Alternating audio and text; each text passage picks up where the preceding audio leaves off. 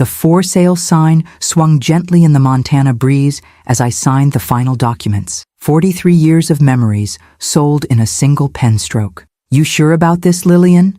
asked Jim Hendricks, my realtor and friend of 3 decades. His weathered face couldn't hide his concern. "This ranch has been in your family since my grandfather built it with his bare hands," I finished, folding the check for $327,000 with trembling fingers. "But Megan needs help with her business venture. Family comes first. Family comes first."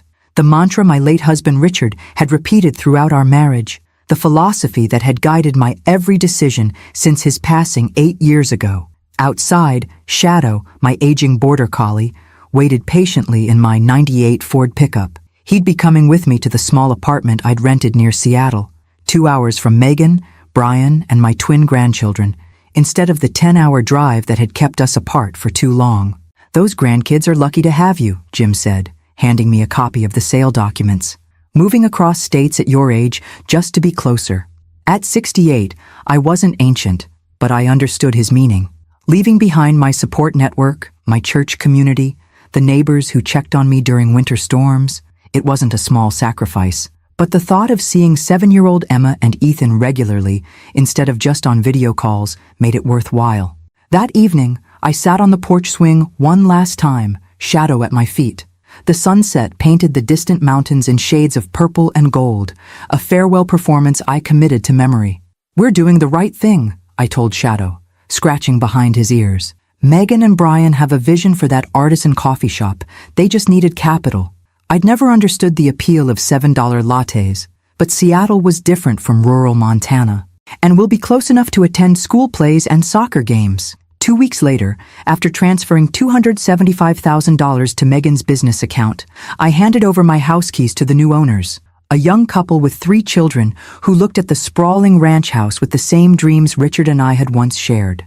My new apartment was small, but sufficient. A 1-bedroom unit in a senior living complex with beige carpeting and walls thin enough to hear my neighbor's television. Shadow adapted better than I did, finding a sunny spot by the window where he could watch the parking lot activity. Monthly dinners with Megan's family kept me going through the adjustment period.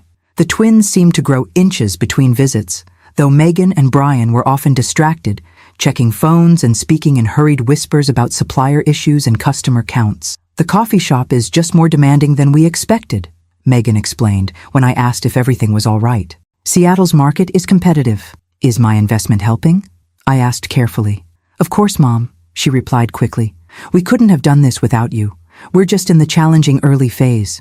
I nodded, remembering the lean years when Richard and I had struggled to make the ranch profitable. Success rarely came overnight. As November approached, I felt a growing excitement. Thanksgiving had always been my holiday, the one where I shined brightest in the kitchen, preparing Richard's mother's secret recipe stuffing and my own blue-ribbon pumpkin pies. When no invitation came by mid-month, I called Megan. "Oh, we haven't finalized plans yet," she said, distraction evident in her voice. "I'll let you know." 2 days before Thanksgiving, with still no word, I made a decision. I'd surprise them. After all, family shouldn't need formal invitations for holidays. I'd bring my famous pies, small gifts for the twins, and my warmest smile. The drive would be long, 10 hours if traffic cooperated, but the thought of a proper family Thanksgiving after nearly a year of displacement filled me with determination. "It'll be worth it, Shadow," I promised, packing his bed and food into the truck alongside my small overnight bag. "We're finally having a real holiday with family again." Little did I know that the true holiday surprise would be mine to receive, a revelation that would reshape everything I thought I understood about family, loyalty, and the real meaning of gratitude. Highway 90 stretched before me like an endless ribbon, cutting through forests and mountain passes as I drove westward. 10 hours in a truck with temperamental heating wasn't ideal, but anticipation warmed me more effectively than the sputtering vents. "We'll be there by 4, I told Shadow, who dozed on the passenger seat, gray muzzle resting on his paws. Perfect timing to help with last-minute dinner preparations. I'd risen at 3 a.m. to pack the truck and prepare my contributions.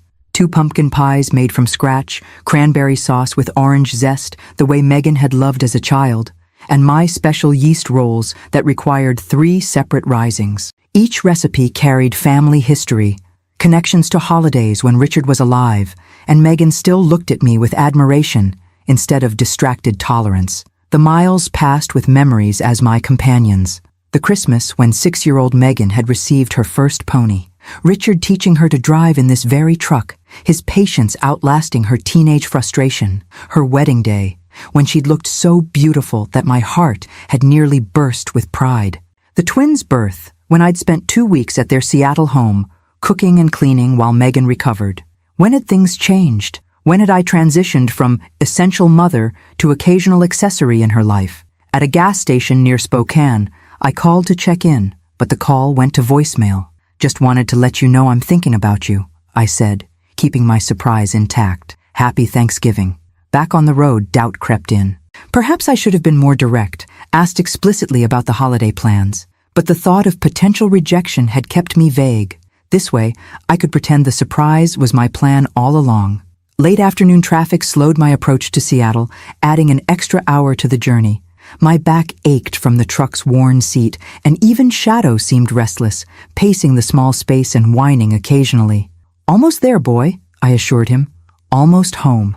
But was it home? The word caught in my thoughts. My home had been the Montana ranch, with its familiar creaks and smells, the view of mountains from my bedroom window, the rose bushes Richard had planted for our 30th anniversary. The apartment near Seattle was just a way station, a compromise to be near family without imposing on them directly. As I navigated through residential streets, my stomach tightened with nervous anticipation. Megan and Brian's craftsman-style house sat on a tree-lined street in an upscale neighborhood, its carefully maintained exterior a testament to their commitment to appearances. Today, the house glowed with warm light from every window. Cars lined the curb, expensive models with shiny paint and dealer logos I recognized from Brian's business associates. A catering van was parked in the driveway. I found a spot half a block away, checking my appearance in the rearview mirror. The drive had left my silver hair slightly mussed, and fatigue shadowed my eyes, but the excitement of surprising Megan and seeing the twins outweighed my concern about looking travel-worn. "Wait here," I told Shadow, cracking the windows. "I'll come back for you once I've said hello." Balancing the pies and cranberry sauce, I made my way to their front door. Through the decorative glass panels, I could see movement inside. People in cocktail attire holding wine glasses, servers with trays weaving through the crowd. Laughter floated through the evening air, along with the unmistakable aroma of roasting turkey and sage stuffing. My stomach rumbled, reminding me I'd eaten nothing but a granola bar since breakfast. The doorbell chimed cheerfully when I pressed it, and I straightened my shoulders, anticipating the delight on the twins' faces when they saw their grandmother unexpectedly appearing on Thanksgiving. The door swung open to reveal Megan, stunning in a burgundy dress I'd never seen before. Her chestnut hair swept into an elegant updo. Her smile froze when she registered my presence, eyes widening in what looked more like panic than pleasure. "Mom?" she gasped, stepping quickly onto the porch and pulling the door nearly closed behind her. "What are you doing here?" The question, delivered in a harsh whisper, struck like a physical blow. "Surprising you for Thanksgiving," I answered, confusion dampening my excitement. "I brought pies and—" "You should have called," she interrupted, glancing nervously over her shoulder at the gathering inside. "This isn't a good time." Behind her, a burst of laughter rose from the party. A man's voice called out, "Megan? Who is it?" "No one," she called back with false brightness, before turning to me with pleading eyes. "Mom, I'm sorry, but this is actually a business event. We're hosting potential investors for the coffee shop." "On Thanksgiving?" I asked, the pies growing heavy in my arms. "It's a strategic dinner," she explained, her voice tight. "These people could save our business. I can't have distractions." The word landed with devastating clarity. I was a distraction, an inconvenience, an embarrassment to the image they were trying to project. "I see," I said quietly, as something cold and hard formed in the center of my chest. "I drove 10 hours to see my family on Thanksgiving, but I'm a distraction." Megan at least had the grace to look ashamed. "I'm sorry, Mom. We'll do a family Thanksgiving another time." But we both knew what those words really meant. You don't belong here today. You don't fit into the picture we're trying to paint. Lillian's surprise visit has turned into a devastating rejection. As her own daughter pushes her away on Thanksgiving, what will she do now? And why is Megan so desperate to impress these investors that she would turn away her own mother? Subscribe now to discover what happens next in this heart-wrenching family drama. Where am I supposed to go? I asked, my voice barely audible above the party noise spilling from inside. I drove 10 hours. I can't just turn around and drive back tonight. Megan glanced at her diamond watch, a gift from Brian on their 10th anniversary that she'd shown off during our last video call. There's a Holiday Inn about 15 minutes from here. Megan, I said, reality settling heavily on my shoulders. I spent nearly all my money helping you and Brian start the coffee shop. I can't afford a hotel near Seattle. Irritation flashed across her features, quickly masked with the same expression she used when the twins misbehaved in public. Mom, I'm sorry, but you really should have called first. We have a full house of very important people. Through the gap in the door, I glimpsed Brian charming a group of well-dressed guests, gesturing animatedly. The twins were nowhere in sight, probably upstairs with a sitter, kept away from the grown-up event. Could I at least see Emma and Ethan? I asked, hope fading even as I voiced the request. They're already in bed, Megan lied smoothly. I knew it was a lie because I could hear children's laughter from somewhere inside the house. School night. It's Thanksgiving break, I pointed out. Her smile tightened. Mom, please, I need to get back to my guests. A tall man in an expensive suit appeared behind Megan, curiosity evident in his expression. Everything all right, Megan? We're about to start the investment presentation. Megan's spine stiffened. Everything's fine, Lawrence. Just a delivery mix-up. A delivery. That's what I'd been reduced to. Not a mother who had sold her home to help finance their business. Not a grandmother who had driven across 3 states to share a holiday. A delivery mix-up. Of course, the man replied smoothly, his gaze sliding over me with the practiced dismissal reserved for service workers and other irrelevant people. Brian's ready when you are. I'll be right there, Megan assured him with a dazzling smile that vanished the moment he retreated. She turned back to me with barely concealed impatience. Mom, I'm really sorry about the confusion, but I need to go. Take the pies at least, I said, holding them out like an offering, a final attempt to be useful, to matter. She glanced at the homemade desserts, then shook her head. The caterer brought harvest tarts from that French bakery downtown. These might clash with the menu theme. Each word landed like a tiny dagger. My pies, made with the recipe passed down through 3 generations of our family, would clash with their sophisticated event. I see, I said again, because what else could I say? Happy Thanksgiving, Megan. We'll call you tomorrow, she promised, already backing toward the door. Maybe we can meet for coffee next week. The door closed with a definitive click, leaving me standing on the porch with cooling pies and congealing cranberry sauce, the weight of rejection far heavier than the food in my arms. For a moment, I simply stood there, unable to process what had just happened. Through the decorative glass, I watched Megan rejoin her party, touching Lawrence's arm with practiced charm, throwing her head back in laughter at something Brian said. No one looked toward the door.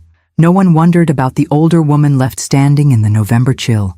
I had been dismissed, erased from the evening as effectively as an unwanted brushstroke painted over on canvas. The walk back to my truck felt endless.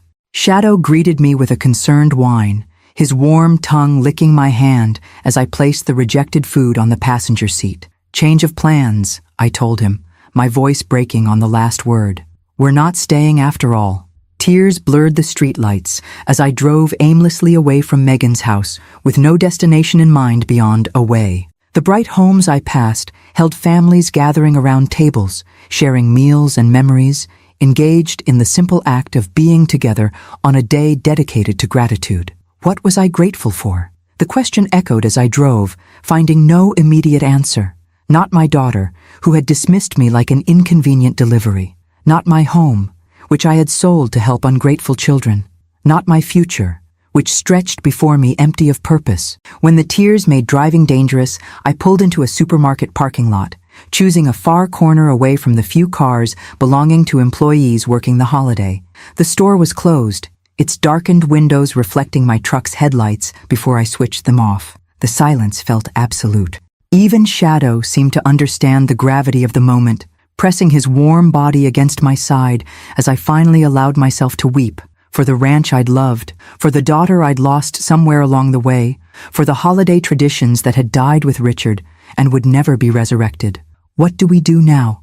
I whispered to no one in particular as darkness settled around us. The answer came in the form of Shadow's gentle nudge and the rumbling of my empty stomach. We would survive this night as we had survived other hardships. We would find our way forward, even if that way was currently shrouded in shadow. I reclined my seat as far as it would go and pulled an old blanket from behind the bench. It wasn't much protection against the November chill, but it would have to do. "Good night, boy," I murmured to Shadow, who settled into his customary spot against my side. "Tomorrow will be better."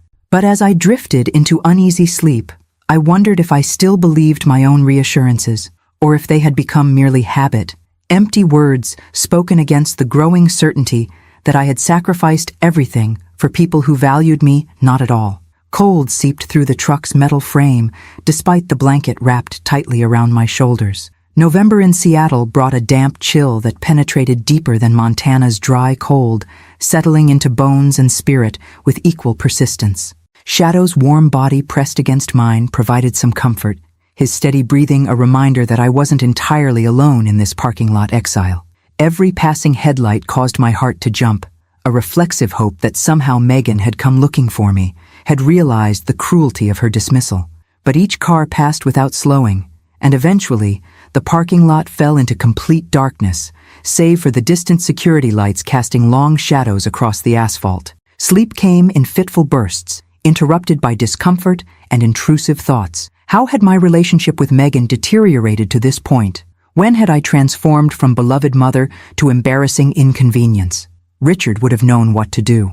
He'd always been the one who could reach Megan during her difficult teenage years, finding the right balance of firmness and understanding.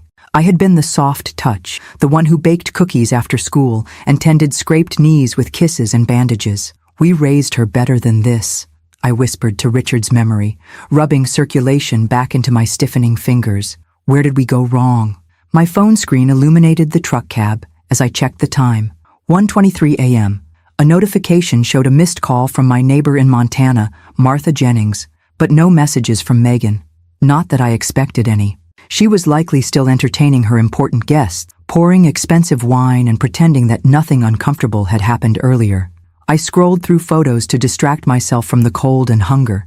Pictures of the ranch in different seasons. Shadow as a puppy bounding through mountain meadows. Richard teaching Megan to ride her first pony. Family Thanksgiving gatherings from happier times when the holiday still meant connection rather than rejection. A text notification broke my reverie. Martha again. "Lillian, please call when you get this. Important news about Clayton. Clayton Bennett, my reclusive neighbor whose property had adjoined the ranch for decades. A cantankerous old bachelor who kept mostly to himself, though I'd made a point of checking on him regularly after Richard passed, bringing soup during his frequent bouts of bronchitis, and picking up his medications when winter roads made driving treacherous for someone his age. My concern for Clayton momentarily overshadowed my own troubles. I dialed Martha's number despite the late hour, knowing she wouldn't have texted twice if it wasn't important. "Lillian, thank God," she answered immediately. "I've been trying to reach you all day." "I've been driving," I explained, not wanting to elaborate on my current circumstances. "Is Clayton all right?" The pause told me everything before she spoke. "No, honey. He passed 3 days ago. Peaceful, in his sleep."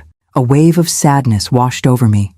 Clayton had been a fixture in my Montana life. Not exactly a friend, but a presence as familiar as the mountains themselves. His absence was yet another thread severed from the tapestry of my former life. "The funeral's tomorrow," Martha continued, "but that's not why I've been trying to reach you. His lawyer's been calling everyone trying to find you. Says it's urgent you contact him." "His lawyer?" I repeated, confusion momentarily displacing grief. Why would Clayton's lawyer need to speak with me? "Wouldn't say, just that it's important. I have his number if you want to write it down." I fumbled in my purse for a pen, jotting the lawyer's information on an old receipt. Though why Clayton's legal affairs would have anything to do with me remained a mystery. We'd been neighborly, nothing more. "Thanks for letting me know," I told Martha. "I'll call the lawyer in the morning." After hanging up, I sat in the darkened truck, adding Clayton's death to the accumulating losses of the past year.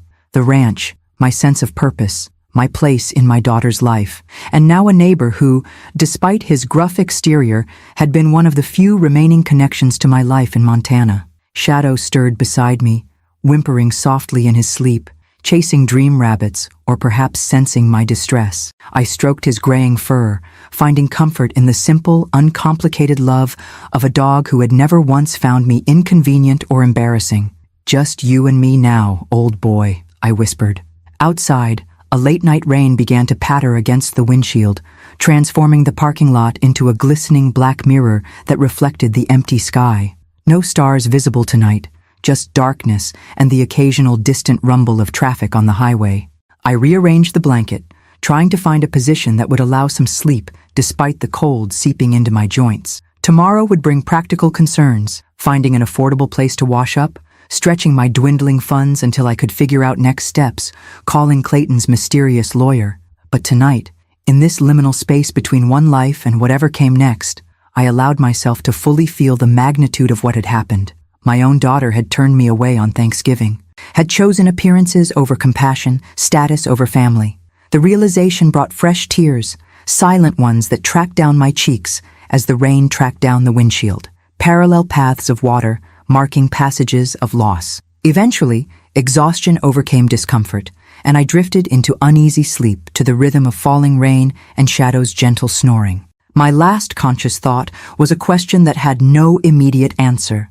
Where do you go when the home you sacrificed everything for exists only in memory, and the family you gave everything to has no place for you at their table? As Lillian spends a cold, lonely night in her truck, mysterious news arrives about her former neighbor. What could Clayton's lawyer possibly want with her? And how will she face the morning after such a devastating rejection by her own daughter? Subscribe now to discover what unexpected developments await in this emotional journey. Morning arrived with stiff joints and frost patterns on the truck windows. I'd slept perhaps 3 hours total, waking repeatedly to adjust my position on the unyielding seat or pull the inadequate blanket tighter around my shoulders. Shadow's warm body had been my only real comfort through the long night. The supermarket was now open, its parking lot slowly filling with early shoppers hunting Black Friday deals. I sat up, wiping condensation from the inside of the windshield, suddenly conscious of how I must appear. An old woman sleeping in a truck, unwashed and disheveled. "Time to move, Shadow," I murmured, starting the engine to run the defroster. Before someone calls security on us, my reflection in the rearview mirror confirmed my fears. Hair flattened on one side, dark circles under reddened eyes, an overall appearance of someone whose life had come undone, which I supposed was accurate enough. The gas gauge hovered just above a quarter tank, enough to get us somewhere, though I wasn't sure where. The thought of driving 10 hours back to my empty apartment held little appeal, yet staying near Seattle seemed equally pointless. Megan had made her feelings abundantly clear. My stomach growled, reminding me that I'd had no dinner. The pies and cranberry sauce sat on the passenger seat floor where I'd placed them last night, a pathetic reminder of my rejected offerings. At least Shadow's food and water bowls were in the truck bed toolbox. A small mercy. The supermarket restroom provided a makeshift washing facility. I splashed cold water on my face, ran wet fingers through my silver hair, and brushed my teeth with supplies from my purse. The woman at the sink next to me studiously avoided eye contact, the way people do when confronted with others' obvious misfortune. Back in the truck, I poured kibble for Shadow in the parking lot, then unwrapped one of the granola bars I kept in the glove compartment for emergencies. It was stale but edible, washed down with water from a half-empty bottle. Clayton's lawyer. The memory of Martha's call surfaced as I finished my meager breakfast. Checking the time, 7:43 a.m., I decided it was probably too early to call a law office, even if I had no idea what else to do with my day. My phone rang before I could put it away, an unknown Montana number lighting up the screen. "Mrs. Winters?" a male voice inquired when I answered. "This is James Harrington from Wallace, Harrington & Schmidt. I'm the executor of Clayton Bennett's estate." The lawyer had saved me the trouble of calling him. "Yes, I heard about Clayton last night. I'm so sorry for his passing." "Thank you. Mr. Bennett spoke highly of you." A pause. "Mrs. Winters, are you currently in Montana? I've been trying to reach you regarding some time-sensitive matters related to Mr. Bennett's will." "No, I'm in Washington State visiting family." The half-truth came automatically, pride preventing me from admitting I was essentially homeless in a supermarket parking lot after being rejected by said family. "I see. Well, this is somewhat irregular, but given the circumstances, I can discuss the relevant details by phone. Mr. Bennett was quite specific about timing. My curiosity deepened. I don't understand what this has to do with me. Clayton and I were just neighbors. That's not entirely accurate from a legal perspective, Mr. Harrington replied. Mrs. Winters, Mr. Bennett named you as the sole beneficiary of his entire estate. The words seemed to hover in the air of the truck cab, refusing to fully register in my brain. That can't be right. We weren't even particularly close.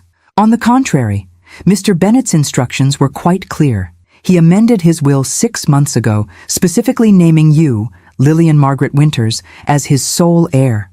The estate includes his ranch property, investment portfolio, and liquid assets totaling approximately $1.5 million. My hands began to shake so badly that I nearly dropped the phone. 1.5 million? Yes, ma'am. In fact, the transfer to your account was initiated yesterday, as per Mr. Bennett's instructions. You should have received notification from your bank. I hadn't checked my bank account in days, having grown accustomed to the depressing sight of my dwindling savings. But why? Why would he leave everything to me? Mr. Bennett left a letter that might answer your questions. I can email it to you immediately. But the essential message was that you were the only person who showed him genuine kindness without expectation of return. His words, not mine. Memories flooded back, delivering soup during snowstorms, bringing Christmas cookies, though he always grumbled about holiday nonsense, sitting with him on his porch while he reminisced about his younger days. Small kindnesses that had cost me nothing but time. This is overwhelming, I managed, my voice unsteady. I understand. The letter explains more, and of course, there will be paperwork to complete, but I wanted to confirm that the funds transfer should be complete. You might want to check with your bank. With trembling fingers, I opened my banking app while still on the call. The balance that appeared on the screen made me gasp audibly, $1,127,342.86, an impossible number where less than $3,000 had been yesterday. It's there, I whispered. It's actually there. Yes, Mrs. Winters. As I said, Mr. Bennett was quite specific about his wishes. The lawyer's voice softened slightly. If I may say so, he spoke of you with great respect, said you embodied values rarely seen anymore. After ending the call with promises to review the emailed documents, I sat in stunned silence, staring at the bank balance that had transformed my reality in an instant. Yesterday, I had been a woman who couldn't afford a hotel room, sleeping in my truck after being turned away by my own daughter. Today, I was a millionaire with property and possibilities I couldn't yet fully comprehend. Shadow nudged my hand, his canine instincts sensing the emotional earthquake reshaping my internal landscape. I stroked his head automatically, trying to ground myself in the familiar texture of his fur, while my mind raced with implications and possibilities. Everything's changed, boy, I told him softly. Everything's changed. The coffee shop where I retreated to read Clayton's letter bore no resemblance to Megan and Brian's artisan establishment. This was a simple diner-style place with laminated menus and bottomless coffee served in thick white mugs, the kind of unpretentious comfort Clayton himself would have appreciated. With Shadow settled in the truck, window cracked, fresh water provided, I claimed a corner booth away from other patrons and opened the email from Mr. Harrington. Clayton's letter had been scanned and attached, 3 pages of surprisingly neat handwriting on lined paper. Dear Lillian, if you're reading this, I've finally kicked the bucket. Don't waste time feeling sad about it. At 83, I've had a decent run, even if I spent most of it being what folks around here politely call a character. I'm not one for flowery speeches, so I'll get right to it. I'm leaving you everything I own. The ranch, the investments my brother forced me to make before he passed, and whatever cash is sitting in my accounts. James Harrington tells me it adds up to a tidy sum, though money never meant much to me beyond keeping the ranch going. You're probably wondering why. Fair question. Here's your answer.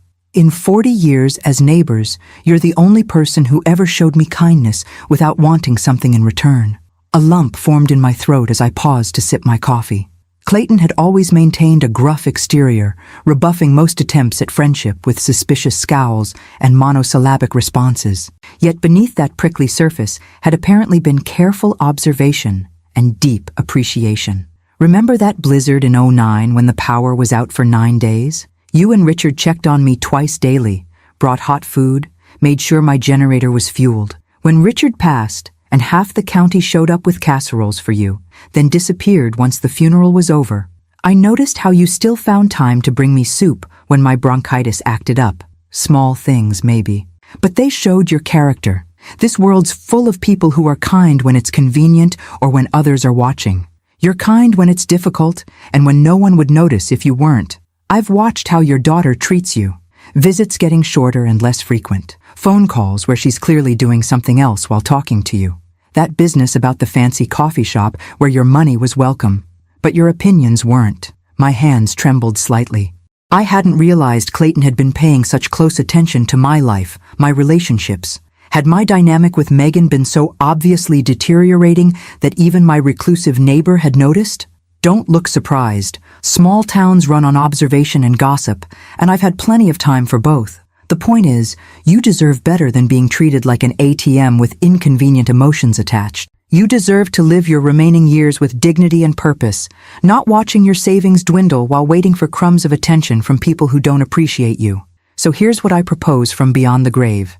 Take my money and property and use them to build the life you actually want, not the one your daughter thinks you should quietly fade away in. The east pasture gets good morning light, would make a fine spot for those therapeutic riding lessons you always talked about starting for special needs kids. The old bunkhouse could be converted to a nice office or classroom space. Just ideas. Whatever you decide, it's yours, free and clear. The therapeutic riding program. A dream I'd mentioned perhaps twice in passing conversations with Clayton, during those rare moments when he'd asked about my interests, rather than just tolerating my presence on his porch. I'd never imagined he was actually listening, much less remembering. One condition to all this: you can't give or loan any of it to that coffee shop venture. Not because I'm trying to control you from the grave, but because you've already given enough to people who don't appreciate the sacrifice. Time to look after Lillian for a change. If you're wondering why I never said any of this while I was alive, well, some things are easier to say when you don't have to watch someone get emotional about them. Never was comfortable with feelings, mine or anyone else's. Take care of that old dog of yours. He's a good judge of character. Always wagged his tail for me, even when I was being an ornery cuss. Clayton Bennett P.S. I paid for my funeral in advance. Simple pine box, no church service. Already squared away with Miller's funeral home. Don't let them upsell you on anything fancy. I just haunt you for wasting money. Tears blurred my vision as I refolded the printout. Clayton's gruff voice seemed to echo from the pages, his personality preserved in the straightforward sentences and practical instructions. He'd seen me, truly seen me, when I'd thought myself invisible to everyone except as a convenient source of financial support. The waitress refilled my coffee with a sympathetic smile, mistaking my tears for simple grief rather than the complex emotional storm actually raging within me. Gratitude, validation, and yes, a creeping sense of righteous anger that had been building since Megan closed her door in my face. Clayton was right.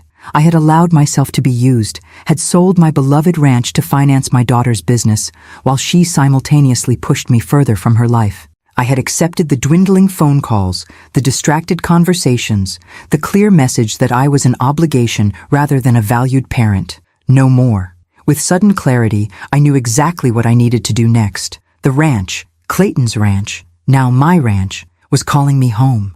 Not to pick up where I'd left off, but to build something new from the solid foundation of the past. I paid my bill, leaving a generous tip that reflected my changed circumstances, and returned to the truck where Shadow greeted me with his customary enthusiasm. "We're going home, boy," I told him, scratching behind his ears. "But first, I have one stop to make." Megan's street looked different in daylight, less intimidating, more like the ordinary suburban neighborhood it was beneath its veneer of exclusivity. The catering van and luxury cars had departed, leaving only the family vehicles in the driveway. A forgotten wine glass sat on the porch railing, evidence of last night's sophisticated gathering. I parked directly in front, no longer concerned about being an embarrassing presence. Shadow perked up, recognizing the house where the twins lived, his tail thumping against the seat in anticipation of seeing the children who usually slipped him treats when Megan wasn't looking. "Not today, boy," I told him gently. "You're staying here. This won't take long." The doorbell chimed just as it had yesterday, but this time I stood differently, Spine straight, shoulders back, the weight of Clayton's validation and my own renewed self-worth supporting me like invisible armor. Brian answered, his expression cycling rapidly from surprise to discomfort to artificial welcome. His designer sweater couldn't hide the shadows under his eyes, evidence of last night's late entertaining. "Lillian, we were just about to call you," he lied, stepping back with reluctant courtesy. Come in, come in. Coffee?" The house smelled of lingering turkey and cleaning products. The dining room already returned to its showcase perfection. No evidence remained of the strategic dinner, except a collection of wine bottles waiting for recycling. "No coffee, thank you," I replied, remaining standing even as Brian gestured toward the living room seating. "I won't be staying long." "Is Megan home?" "She's just getting the kids ready for—" He stopped as Megan appeared from upstairs, freezing mid-step when she saw me. "Mom," she managed, her voice catching. She was dressed in expensive athleisure wear, hair pulled into a casual ponytail that still somehow looked styled. "We were going to call you today. About last night." "I'm not here for explanations or apologies," I interrupted, my voice calmer than I felt inside. "I'm here to say goodbye." Confusion replaced the defensive guilt on her face. "Goodbye? What do you mean?" "I'm returning to Montana today. Permanently." Brian stepped closer to Megan, their united front automatic even in confusion. "But your apartment, the lease." "I'll handle it remotely," I said. "Some things have changed since yesterday."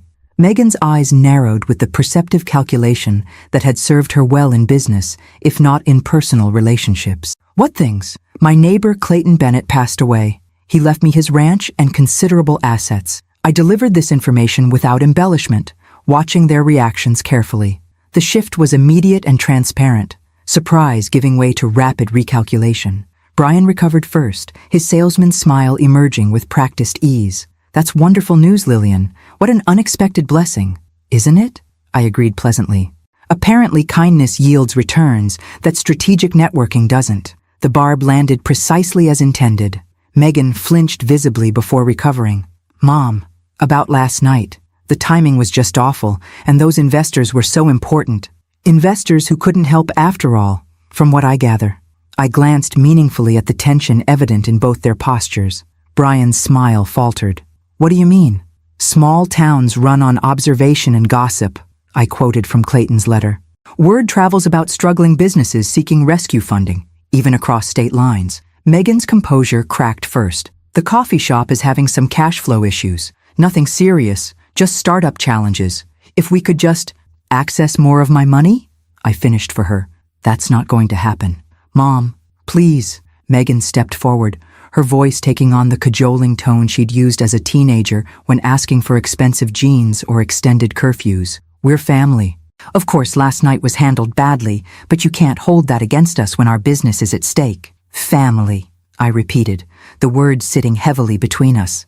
"Was I family when I was sleeping in my truck last night because you couldn't find space for me at your Thanksgiving table?" Shock registered on both their faces. Brian recovered first. "You slept in your truck? Lillian, you should have said something. We could have—" "What? Found room for me after your important guests left? Made space for the embarrassing mother who didn't fit your sophisticated image?" The anger I'd suppressed for so long finally found voice, though I kept my tone level.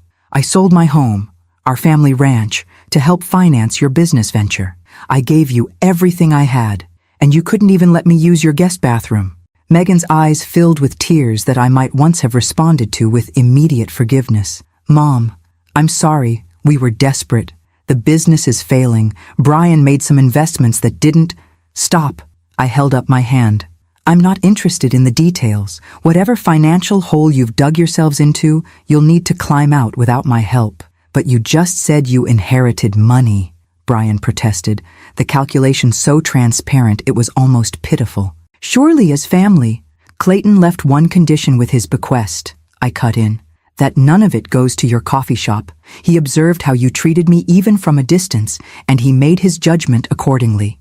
A heavy silence filled the room, broken only by the sound of small feet on the stairs. Emma and Ethan appeared, faces lighting up when they saw me.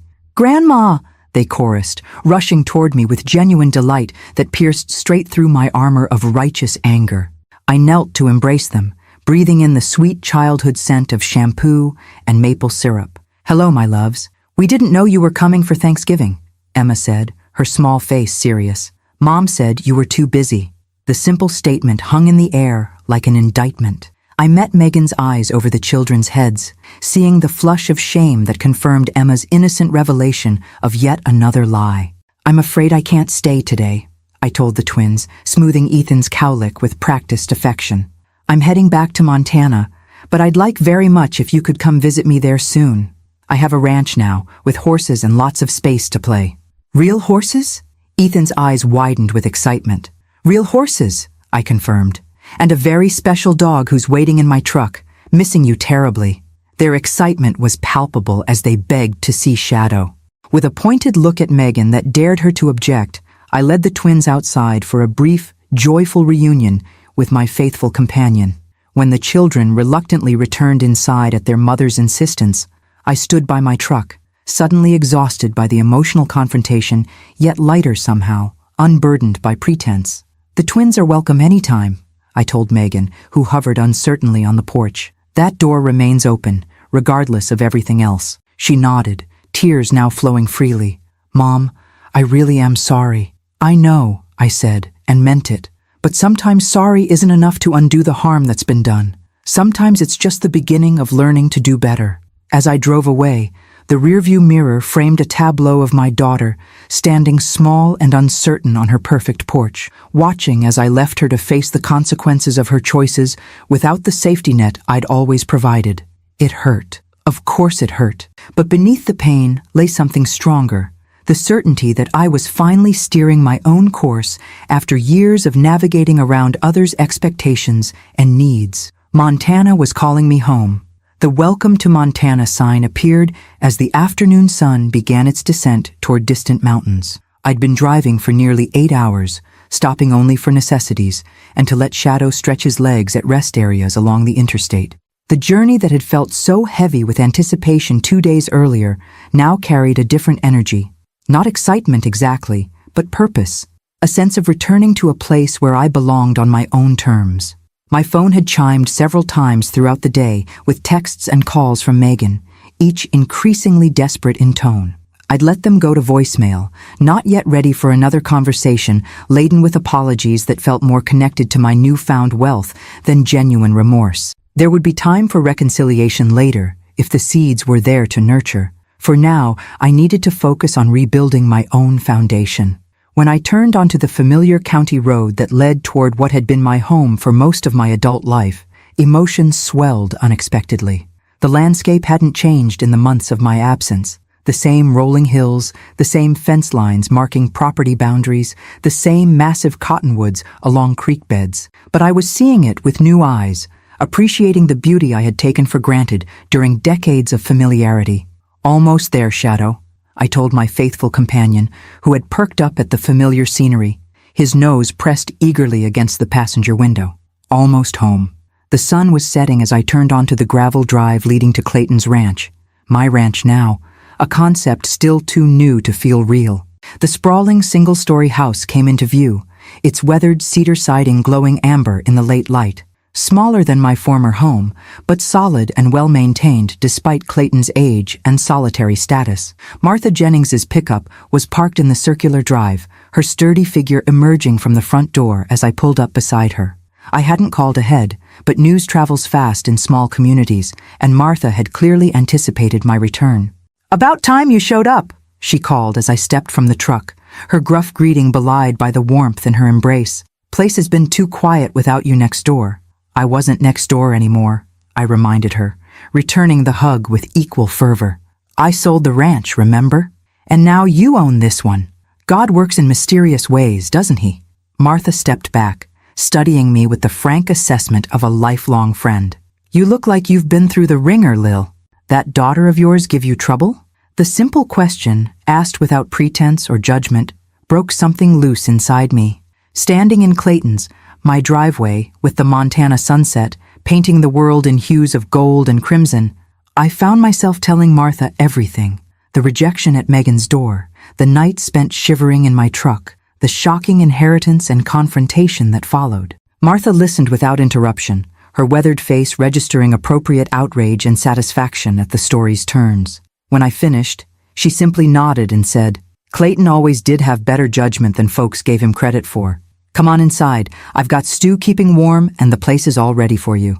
The interior of Clayton's house surprised me. Though I'd visited countless times, I'd rarely ventured beyond the kitchen and front room where we'd shared occasional meals or coffee. Now, seeing the entire house as its owner, I discovered unexpected touches of refinement. Well-crafted furniture beneath the clutter, bookshelves filled with history volumes and classic literature, even a baby grand piano in a back room I'd never entered. "Didn't know the old coot played, did you?" Martha remarked, noting my surprise. His mother was a concert pianist in her youth. Clayton could play Chopin pieces that would bring tears to your eyes, though he'd only do it when he thought nobody was listening. Another layer of the man I'd thought I knew, revealed only in his absence. How many other aspects of Clayton had remained hidden behind his gruff exterior? What else might I discover as I settled into this unexpected inheritance? Martha had indeed prepared the house for my arrival. Fresh linens on the beds, pantry stocked with essentials, even a new dog bed for Shadow placed near the River Rock fireplace, where a welcoming blaze now crackled. The gesture brought fresh tears to my eyes, gratitude for simple kindness that stood in stark contrast to my own daughter's rejection. "Don't get weepy on me," Martha warned, ladling beef stew into bowls at the kitchen table. "Just being neighborly. Besides, someone had to air the place out. Clayton wasn't much for housekeeping these last few years." We ate in companionable conversation, Martha updating me on local happenings I'd missed during my months away. The Petersons' new grandchild, Reverend Miller's retirement, the controversy over the proposed gravel pit operation near the county line. The familiar rhythms of small-town life wrapped around me like a favorite quilt, comfortable and grounding after the emotional turbulence of the past 48 hours. "Harrington dropped this by yesterday," Martha said as we finished eating, sliding a thick envelope across the table. "Said you'd need it when you arrived." Inside were keys to the house, outbuildings, and Clayton's truck, along with documents requiring my signature to complete the property transfer.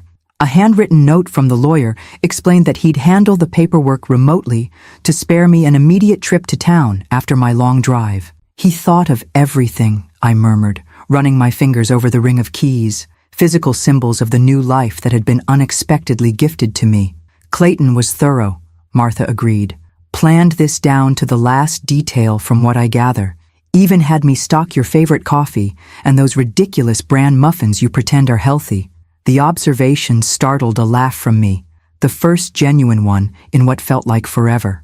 "They are healthy. High fiber is important at our age. Sawdust would be more appetizing and just as fibrous," Martha retorted, rising to clear our dishes. "Now, I'm heading home before it gets any darker. These old eyes don't drive as well at night as they used to. You gonna be all right here by yourself?" I glanced around the kitchen, unfamiliar yet somehow already feeling like a space where I belonged. "I think I will be. It's strange, but not in a bad way." After Martha departed with promises to check in tomorrow, I wandered through the house with Shadow at my heels, both of us exploring our new territory. Clayton's bedroom was Spartanly neat, no personal items visible beyond a single photograph of a much younger Clayton with an older couple I assumed were his parents. I chose a guest room instead for my first night, not yet ready to claim his most private space as my own. In what must have been his office, I discovered a desk with meticulous records of the ranch operations, cattle sales, pasture rotations, equipment maintenance schedules. Clayton might have been a recluse, but he'd been an organized and thoughtful steward of his land. The east pasture he'd mentioned in his letter was clearly marked on a property map pinned to the wall, along with notations about soil quality and water access, practical information that would prove invaluable if I pursued the therapeutic writing program he'd suggested. The idea took stronger root as I stood there, fingers tracing the boundaries of what was now my land. Not just a vague someday dream, but a genuine possibility, a purpose that could bring meaning to this unexpected chapter of my life. Children finding confidence and healing through connection with horses, a community built around shared growth rather than social status or business networking. The vision felt right in a way that my temporary Seattle life never had. Later, sitting by the fire with Shadow contentedly snoring on his new bed, I finally checked my phone. 6 missed calls from Megan, 2 from Brian, A text from my landlord in Seattle confirming he'd received my message about breaking the lease, and most surprisingly, a text from Ethan that must have been sent with Megan's help. "Grandma, we want to see the horses." Mom said, "Maybe Christmas? Love you, Christmas." 6 weeks away. Time enough to settle in, to begin planning the next phase of my life, to process the emotional whiplash of the past 2 days. Time enough, perhaps, to determine what kind of relationship I wanted with my daughter moving forward, not based on habit or obligation, but on mutual respect and genuine connection. I texted back a simple response: "The horses and I will be waiting. Love you both." To Megan's messages, I sent only, "Safe in Montana. Need time. We'll call when I'm ready." Then I silenced the phone and turned my attention to the flames dancing in the fireplace, their warmth reaching into corners of my heart that had been cold for too long. Tomorrow would bring practical matters, paperwork, assessments of the property, decisions about Clayton's belongings. But tonight was for acknowledging the extraordinary turn my life had taken in the span of 48 hours. From rejected mother sleeping in her truck to ranch owner with purpose and possibility stretching before her. From financial dependence to unexpected security. From defining myself primarily through my relationship with a daughter who took me for granted to rediscovering who Lillian Winters might be when standing firmly on her own 2 feet. "What do you think, Shadow?" I asked my faithful companion. "Are we up for this new adventure?" He raised his head, brown eyes reflecting the firelight with canine wisdom that needed no words. We had weathered the hardest parts of this journey together. We would embrace the blessings that had found us against all odds. Tomorrow, we would begin again. The first snow of December dusted the ranch with delicate crystalline powder, transforming familiar landscape into something magical. 3 weeks had passed since my return to Montana, weeks filled with paperwork, decisions, and gradual adjustment to my new circumstances. Clayton's ranch was becoming mine in subtle ways. I'd rearranged furniture to better suit my preferences, hung a few cherished paintings I'd retrieved from storage, and established daily routines that anchored me in this unexpected new reality. The walk from house to barn each morning, coffee by the east-facing windows as sunrise painted the distant mountains, evening reading by the fireplace with Shadow contentedly sprawled at my feet. Today marked an important milestone. Standing at the paddock fence, I watched as Travis McKenzie, the experienced horse trainer I'd hired, worked gently with 2 new additions to the ranch, therapy horses specifically selected for the program I was determined to launch by spring. "Buttercup's a natural," Travis called, indicating the dappled gray mare following his cues with calm attention. "Perfect temperament for beginners, patience of a saint." "And Huckleberry?" I asked, eyeing the chestnut gelding who seemed more interested in investigating the fence line than paying attention to Travis's guidance. "He's curious, not disobedient," Travis replied, with the quiet confidence of someone who understood horses better than most people. "That's good for the more advanced riders. He'll keep them engaged, make them work for his cooperation." I nodded, trusting his assessment. At 28, Travis had already established a solid reputation with special needs riding programs across 3 counties. When I'd approached him about heading up my fledgling operation, he'd accepted with genuine enthusiasm, rather than the wary skepticism I'd encountered from others who questioned whether a woman my age should be launching a new business venture. "The contractor says the bunkhouse conversion should be finished by February," I told him as he led both horses back to the barn. "Plenty of time to set up the classroom space and office before our Target opening." "The families I've spoken with are excited," Travis said, removing Buttercup's halter with practiced ease. 3 have already submitted applications, and Dr. Wilson at the Children's Rehabilitation Center says she has at least 6 more patients who would benefit from the program. Pride warmed me despite the December chill. This was happening, not just a dream or distraction from grief, but a tangible service taking shape under my direction. The therapeutic riding program Clayton had mentioned so casually in his letter was becoming reality, driven by a sense of purpose I hadn't felt in years. Back at the house, I found an email from Mr. Harrington confirming that the nonprofit paperwork for Bennett Horizons Therapeutic Riding had been approved. The name honored Clayton while looking forward rather than back, a balance that felt right as I navigated the strange territory between respecting his legacy and creating something that was genuinely mine. My phone chimed with a text from Megan. part of the careful communication we'd established in recent weeks. Bought plane tickets for Desi 2327. Kids beyond excited about horses. Booked hotel in town unless other options available. Okay? The measured tone reflected our new reality.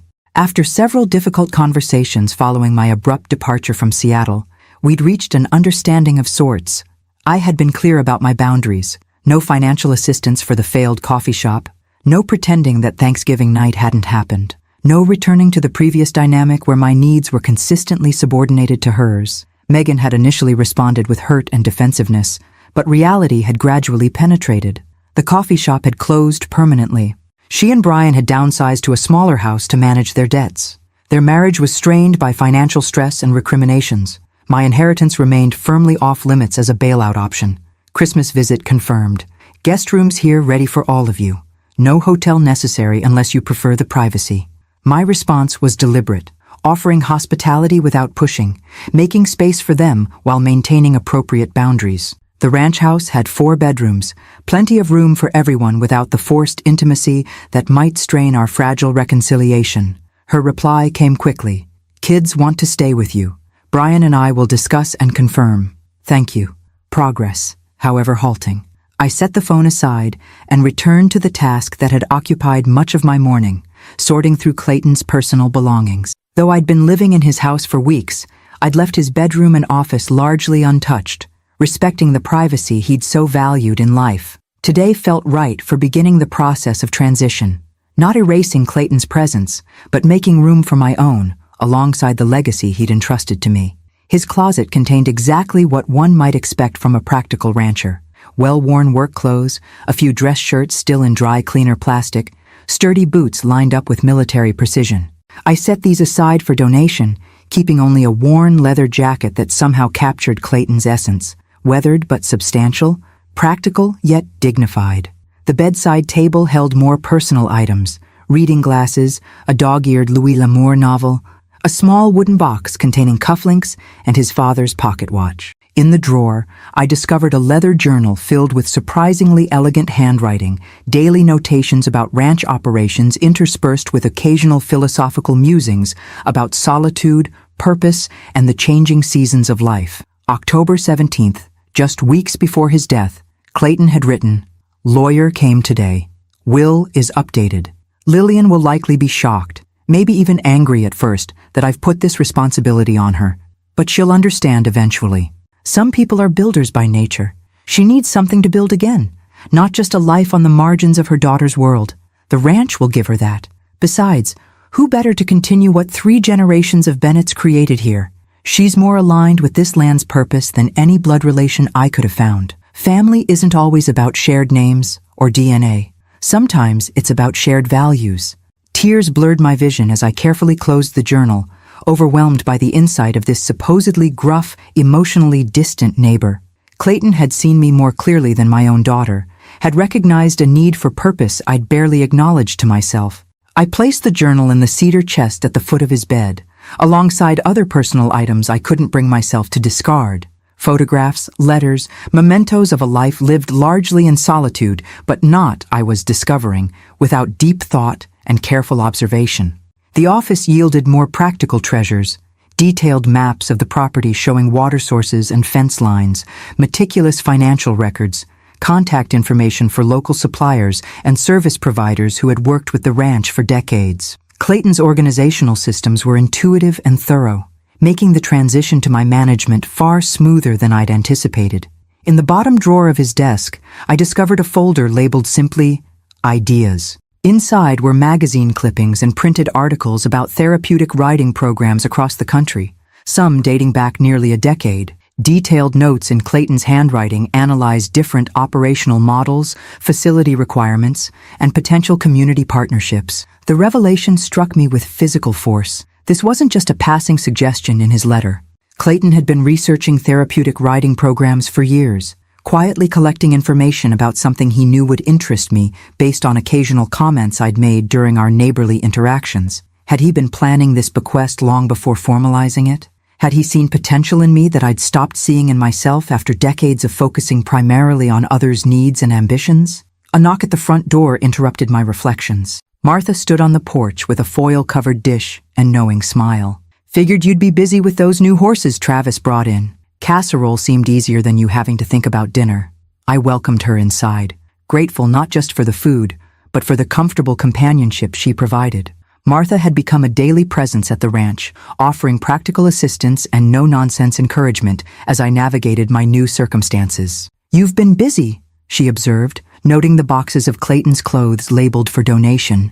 "Finally tackling his things?" "It felt like time," I replied, setting her casserole in the kitchen. "I keep finding surprises. Did you know he'd been researching therapeutic writing programs for years?" Martha's expression suggested this wasn't news to her. Clayton noticed things, remembered what mattered to people. Never talked much about it, but he paid attention. "He planned all this so carefully," I said, gesturing around us to indicate not just the house, but the entire situation, almost like he was matchmaking me with his ranch. "That's exactly what he was doing," Martha confirmed, settling into a kitchen chair with the easy familiarity of a frequent visitor. "He started talking about it after you sold your place, said it was criminal that you had to leave the land you loved to fund that pretentious coffee shop." Her impression of Clayton's gruff delivery was so accurate that it startled a laugh from me. I had no idea he felt that strongly about it. Clayton felt strongly about a lot of things he didn't express directly.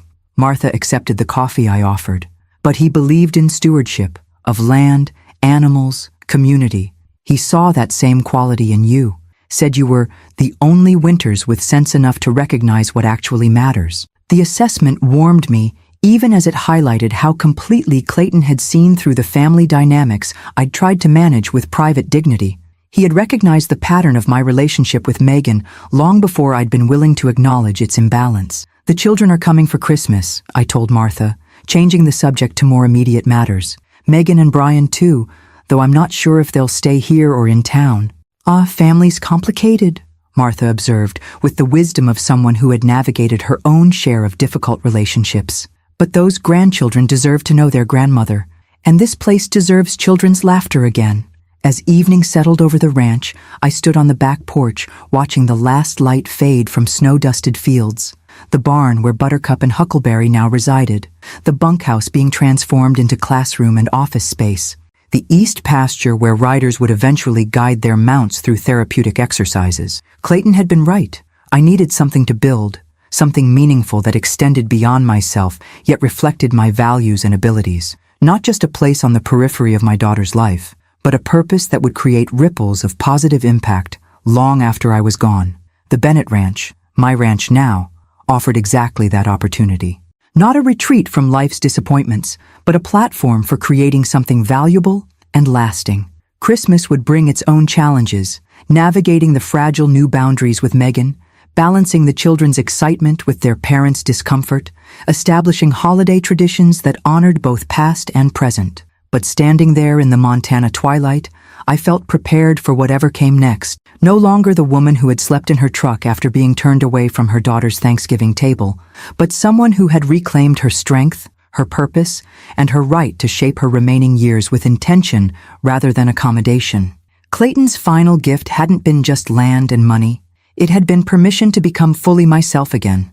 As Lillian builds her therapeutic writing program and prepares for a challenging Christmas reunion with her family, she's discovering that Clayton's bequest was far more intentional than she realized. How will Megan and Brian react to the transformed ranch and Lillian's newfound purpose? And can this family begin healing the wounds inflicted on Thanksgiving night?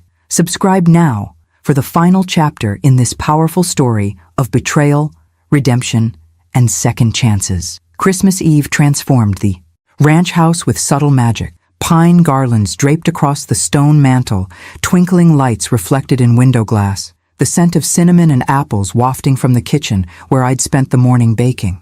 Not elaborate decorations like those that had adorned Megan and Brian's Seattle home, but warm touches that made the space feel festive without pretension. Through the kitchen window, I watched the scene unfolding in the snowy paddock, Travis leading Buttercup in a circle while the twins took turns on her broad back, their excited voices carrying across the crisp air. Emma sat tall and confident, following Travis's instructions with serious concentration. Ethan, initially hesitant, now grinned with accomplishment as he balanced without clutching the saddle horn. They had arrived yesterday afternoon, tumbling from Megan's rental car with exuberant energy after the flight from Seattle, launching themselves into my arms with genuine excitement that brought unexpected tears to my eyes. Children's love is wonderfully uncomplicated, freely given, untainted by adult calculation or conditional availability. Megan and Brian had followed more tentatively, carrying luggage and uncertainty in equal measure. After some discussion, they had decided to stay at the ranch rather than in town, accepting the guest rooms I'd prepared while maintaining a careful politeness that acknowledged our still fragile relationship. The children deserve a family Christmas, Megan had explained with uncharacteristic humility. And this place, it's amazing, Mom, what you're creating here. The first genuine compliment she'd offered since my return to Montana, delivered without reference to the inheritance that had made it possible or comparison to the lifestyle they'd been forced to downsize from in Seattle. Small progress, but significant. Martha's arrival broke my reflections, her truck pulling up with a box of homemade cookies and a small pine tree strapped in the bed. "Those grandkids need something to decorate," she announced, wrestling the tree onto the porch with surprising strength for her 73 years. "Found this growing too close to my fence line.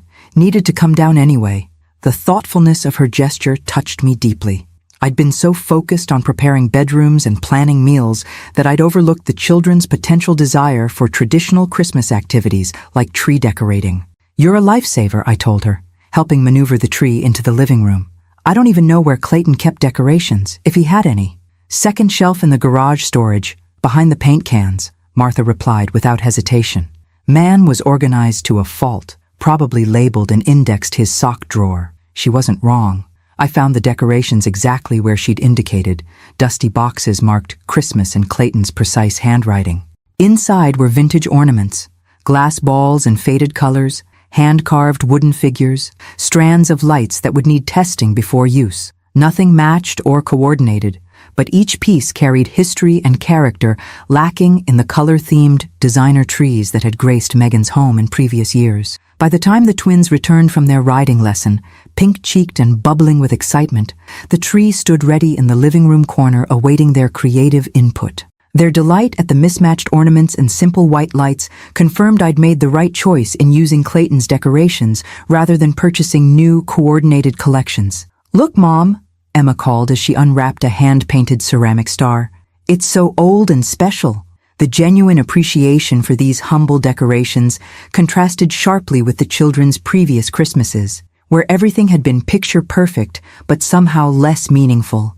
Watching them debate the placement of each ornament with serious consideration, I caught Megan observing them with a complicated expression, wistfulness mixed with something like regret. "They're thriving here," she said quietly, joining me by the fireplace. "I've never seen Ethan so present. Normally, he'd be begging for screen time by now." "The outdoors has that effect," I replied. "Fresh air, animals, space to run. It's how you grew up, if you remember." She nodded, a small smile touching her lips. "I do remember. Dad teaching me to ride that awful pony with the attitude problem, building snow forts by the creek, feeling so free." The mention of Richard brought a moment of shared remembrance between us. The husband and father whose absence had altered both our lives in ways we'd never fully discussed. "Your father would have loved seeing the twins here," I said. "He always hoped they'd experience ranch life, even just as visitors." "I know." Megan's voice held regret tinged with defensiveness. Seattle offered opportunities I thought were more important. Good schools, culture, connections. But watching them today, different environments nurture different strengths, I offered, neither criticizing her choices nor absolving the priorities that had led to our Thanksgiving estrangement. "They're fortunate to experience both worlds." The conversation might have deepened further, but Brian appeared from the guest room where he'd been taking work calls despite it being Christmas Eve. His expression suggested the calls hadn't brought positive news. "Dinner smells amazing," he said with forced enthusiasm that didn't reach his eyes. The strain of recent months showed in the new lines around his mouth, the slight slump of shoulders that had once carried designer suits with confident ease. The evening unfolded with surprising warmth, despite the underlying tensions. Travis joined us for dinner, bringing an easy conversational flow that bridged awkward silences. The twins dominated the table talk with breathless accounts of their riding adventures and plans to help with barn chores the following morning. After the meal, as we gathered in the living room with mugs of hot chocolate, Ethan suddenly asked the question that had likely been simmering beneath the surface of our careful interactions. "Grandma, are you still mad at Mom and Dad for Thanksgiving?" The directness of his inquiry created instant tension. Megan froze with her mug halfway to her lips. Brian studied the floor with sudden fascination. Even Emma, usually chattering continuously, fell silent, watching me with solemn eyes. The question demanded honesty, yet required delicacy. These children loved their parents despite the adults' flawed choices. My response would shape not just this Christmas gathering, but potentially their understanding of forgiveness and accountability. "I was hurt by what happened at Thanksgiving," I acknowledged, meeting Ethan's earnest gaze. "Sometimes families make mistakes that cause pain, but being hurt doesn't mean staying angry forever. It means finding new ways to relate to each other with more understanding and respect." "Is that why we're here for Christmas instead of you coming to our house?" Emma asked, her perceptiveness belying her 7 years. "Partly," I admitted, "and partly because I have a new home to share with you now, a place where we can make different kinds of memories together." Megan's eyes shimmered with unshed tears, but she remained silent, allowing the conversation to unfold without defensive interruption. Another small but significant shift from her previous patterns. Later, after the twins had been tucked into bed with promises of Christmas magic and assurances that Santa could definitely find them in Montana, I found myself alone on the back porch with Megan. The night sky stretched above us, stars impossibly bright in the clear mountain air, nothing like the light-polluted Seattle skies she'd grown accustomed to. "I keep thinking about you sleeping in your truck on Thanksgiving," she said finally, voice barely audible above the soft creak of the porch swing where we sat. "Every time I look at you with the twins, every time you show such grace with us after what we did." "It wasn't just Thanksgiving," I said gently. "It was years of gradual distancing, of my value being measured primarily through what I could provide rather than who I am." She flinched, but didn't deny it. "I don't know when I became so transactional, so focused on appearances and connections and leveraging relationships, even with my own mother. We often absorb the values surrounding us," I observed. "Seattle has a particular cultural emphasis on success markers and social positioning. It's seductive, but you never succumb to that," she countered. "Even living among people with significant wealth at the ranch, you and Dad never chased status or used people as stepping stones." "We made different choices," I acknowledged. "Neither better nor worse inherently, just aligned with different priorities." We sat in silence for several moments, the porch swing moving gently beneath us, echoes of similar nights when she'd been a teenager seeking guidance or comfort on this same ranch, though in a different house down the road. "The coffee shop is officially bankrupt," she said eventually. "All the money you gave us, gone. Plus what we borrowed against the house. I'd suspected as much, but hadn't pressed for details. I'm sorry it didn't succeed. Truly." "Are you?" A hint of the old defensiveness crept into her voice. "Sometimes I wonder if you secretly enjoy seeing our failure after how we treated you." The accusation stung, but I recognized it as deflection rather than genuine belief. "Your struggles don't bring me joy, Megan. Neither does watching my grandchildren navigate their parents' financial stress and downsized expectations." She had the grace to look ashamed. "I'm sorry. That was unfair." "Yes, it was." I didn't soften the assessment with platitudes or excuses. Part of moving forward is taking responsibility for choices and their consequences, not looking for others to blame when those consequences arrive. Megan nodded slowly, accepting the gentle rebuke without the prickly defense that would have characterized her response months earlier. "Brian's been offered a position back in Montana, Great Falls, nothing like his Seattle salary, but stable. We're considering it." The information surprised me. That would be a significant change. "Everything's already changed," she said with unexpected insight. "The luxury home, the elite schools, the social circle we worked so hard to cultivate, it all evaporated the moment the coffee shop failed. The friends who attended our Thanksgiving dinner haven't returned our calls since the bankruptcy filing." I absorbed this without comment, neither celebrating her comeuppance nor rushing to soothe the ego bruises it had clearly inflicted. "The twins were happier today than I've seen them in months," she continued. "No pressure for achievement, no scheduled enrichment activities, just horses and snow and time with their grandmother." She turned to face me directly. "If we moved back to Montana, Would there be space for us in your life? After everything? The question carried layers of meaning beyond its surface simplicity. Was I willing to allow closer relationship without resentment? Could we establish new patterns, not based on financial dependence or obligation? Was genuine healing possible?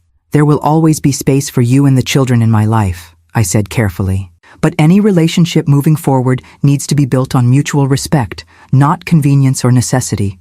She nodded, accepting the boundary as fair rather than punitive. I'd like to try to rebuild something healthier between us, for the twins, but also for ourselves. Inside the house, the Christmas tree lights glowed through the window, illuminating the vintage ornaments the children had placed with such care. Tomorrow would bring present opening and holiday meals, perhaps sledding if the weather held. Ordinary family activities that felt extraordinary after the painful rupture of Thanksgiving night. No magic transformation had occurred. Megan and Brian still carried the consequences of their choices. Our relationship remained tender, requiring careful navigation of newly established boundaries. The path forward would undoubtedly include missteps and old patterns resurfacing alongside genuine efforts at change. But sitting there on Clayton's porch, my porch now, with Montana stars brilliant overhead and the promise of children's laughter filling the house come morning, I felt a quiet certainty that we had begun something important. Not erasing the past, but building a future with clearer vision and stronger foundations. Clayton had been right about so many things. About my need for purpose beyond being a convenient resource for my daughter's ambitions. About the healing potential of this land and the work I was creating here. About the value of standing firmly in one's own truth rather than contorting to meet others' expectations. "Merry Christmas, Mom," Megan said softly as we rose to go inside, the cold finally penetrating our conversation. "Merry Christmas, daughter," I replied, the familiar title carrying new meaning. No longer an identity that entitled her to unlimited accommodation, but a relationship we were both choosing to nurture with greater awareness and intention. Tomorrow would bring its own challenges and joys. The therapeutic writing program would continue developing towards spring launch. Decisions about Megan's potential return to Montana would unfold in their own time. But tonight, in this moment, I stood at the threshold of Clayton's house, my house, with my daughter beside me and my grandchildren sleeping peacefully inside.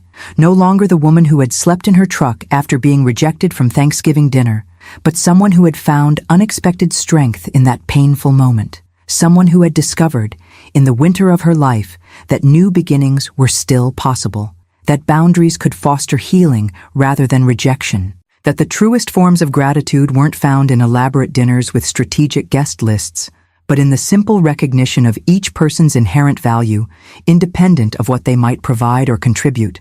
A lesson worth the difficult journey it had taken to learn. Thank you for joining this journey of betrayal, resilience, and ultimate redemption. If this story touched your heart, please subscribe, activate notifications, and share your thoughts in the comments below.